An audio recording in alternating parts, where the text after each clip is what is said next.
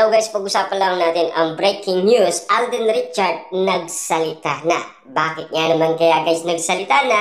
Kasi binabati ko siya umano guys sa social media. Ayon kasi guys sa balibalita, delay mga medal ni Alden Richard. Binasa pa marathon. Kasi alam naman natin guys, nangyari ito noong May 11. Dahil alam naman natin guys, si Alden Richard ay galing umano sa South Korea. At lalo-lalo na guys, meron niyang mga negosyo at meron din niyang inaasikasong iba. Tulad ng kanyang pagiging artista. Kaso nga lang kasi guys, talagang wala tayong magagawa.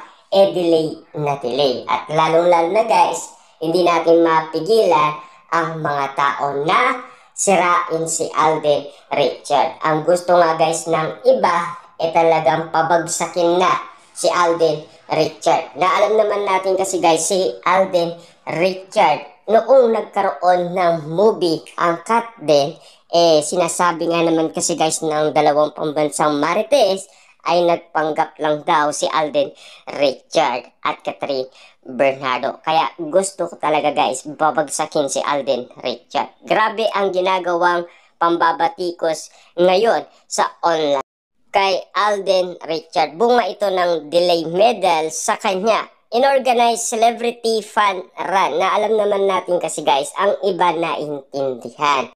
Ang iba hindi naman kasi guys mahintindihan kung bakit nga naman na-delay. At lalo-lalo na guys, bakit nga naman kaya hindi na asikaso kaagad ni Alden Richard. Na alam naman natin kasi guys, malayo pa na pag-usapan na ito. Kaso nga lang guys, bakit kaya hindi kaagad na asikaso? Alam naman natin guys, dapat meron talagang medal yan.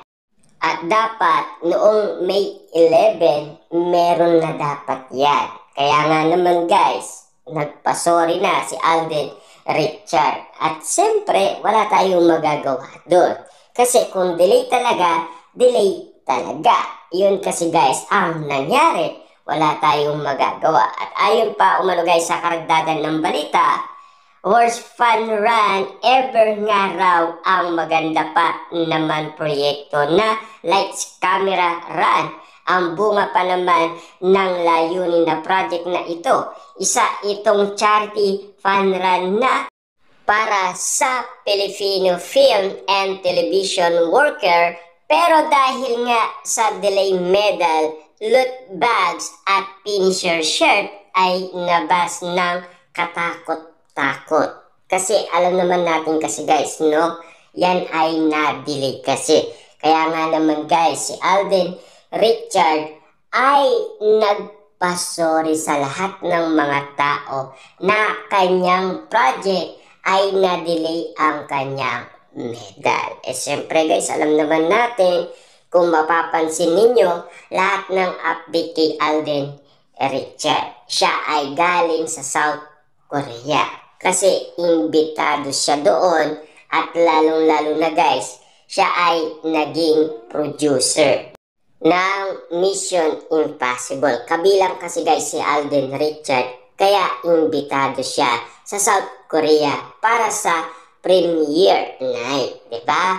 Sa linis nga ng ilang kalahok ay hindi nila napigilan mag-run online at maging sa mga malalaking running community sa social media ay mababasa ang mga hanas at pagka-dismaya nila. Ibig sabihin guys, yung mga makikita dating guys na binabatikos daw si Alden Richard ay kumakalat sa lahat ng social media platform. Kasi parang umaayaw na sila kay Alden Richard noon pa man. Papaano nga naman kasi guys, nagsimula yan noong nag-promote sina Catherine Bernardo ng Hello Love Again. At nagpapatuloy hanggang ngayon. Ang dami umano guys sinasabi ng mga tao. Ayon pa guys sa mga balibalita, marami nga sa lumalahok sa nasabing event na ginanap sa SM MOA Concert Ground nitong linggo ang nagtatalak dahil sa kapalpakan sa pagbibigay sana ng medal sa mga lumahok, nagbayad at nag-effort, tumakbo ng gusto rin naman tumulong sa proyekto. Kaso nga lang guys, talagang nakita ng mga netizens na nagbayad daw para tumulong nga naman kasi sa nasabing proyekto. Kaso nga lang guys, yung nagpa-project ay hindi naasikaso ang medal. Papaano nga naman kasi guys, siya ay nasa South Korea dahil imbitado siya doon. At alam naman natin guys, siya ay meron din mga negosyo at siya ay artista rin. At lalo-lalo na guys, nag-aaral din si Alden Richard. Pero kapansin-pansin guys, no, kahit na magaan ang naging trabaho ngayon ni Alden Richard, pero kulang pa rin siya ng oras. Kita niyo naman guys, kulang na kulang talaga ayon sa mga netizens ang proyekto ni Alden Richard dahil kulang sa medal.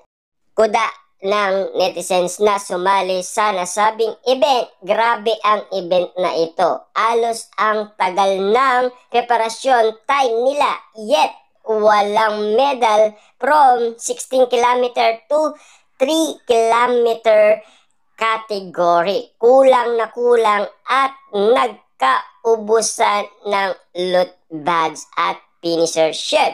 Tapos yung race price, walang pinagkaiba sa mga famous race organizer. Hindi sulit, sayang ang binayad namin. Akala siguro nila artista ang abol ng mga racer. Null, nasa China pa raw ang medals. Wow, grabe guys, no?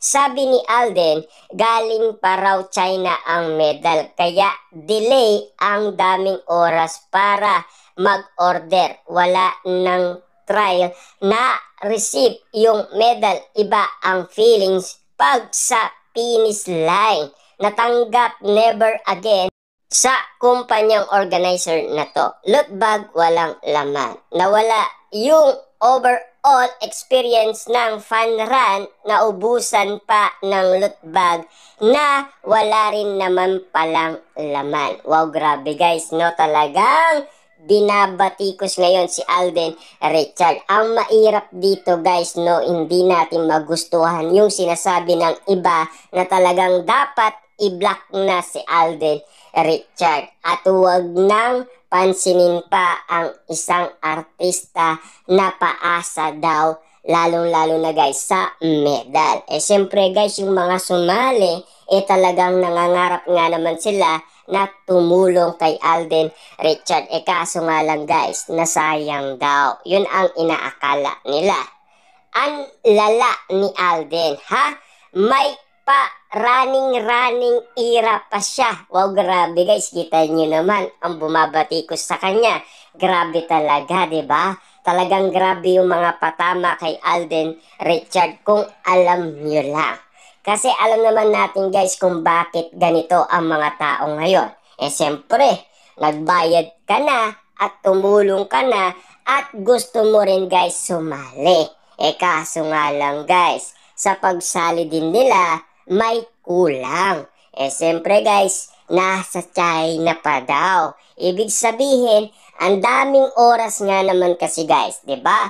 Alamin natin kung bakit nga naman kasi guys, noon ay hindi naaasikaso. Kita niyo naman guys, no? Nag-effort pa si Julia Montes patungkol umano sa panran ni Alden Richard. At ipinost pa ito. Kaso nga lang guys, sobrang tagal nito, hindi pa naasikaso ang nasabing medal. At meron pang mga kulang, 'di ba?